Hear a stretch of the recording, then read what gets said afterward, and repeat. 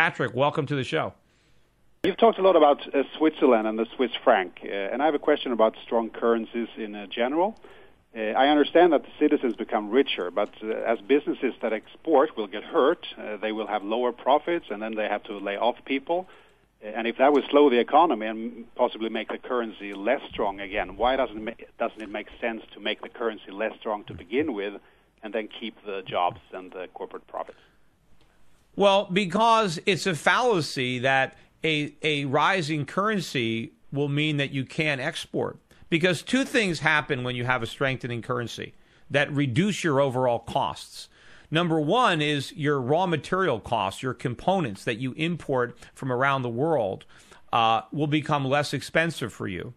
Also, your capital costs will be lower. Your real cost of capital, because you have a strong currency, businesses can borrow money at more favorable terms because the lender knows that they're going to be paid back in a currency that's not losing its value. So historically, if you have a strong currency, you have a lower cost of capital and you have lower raw material costs that help you be competitive.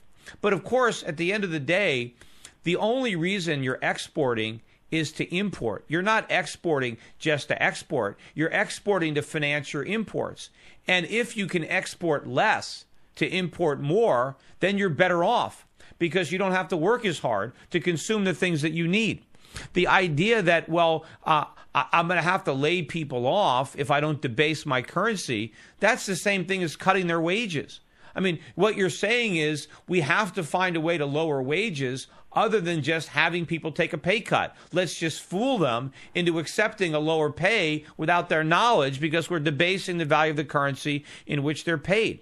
You know, and if you look historically, the United States had a very strong currency when we had trade surpluses. We now have a weakening currency and we have trade deficits.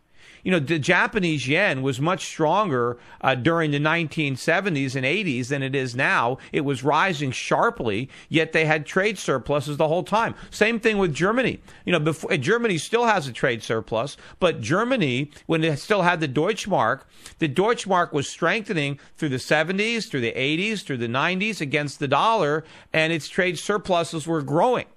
America, with its weakening currency, had growing trade deficits. So it's just not true that you can increase the real value of your exports by debasing your currency. You might be able to increase the nominal price that you receive for your exports, but that doesn't mean anything.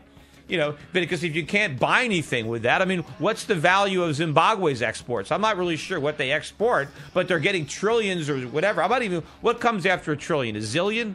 I mean, they're probably earning zillions for whatever they export, but what good is it? Because they can't buy anything with those zillions.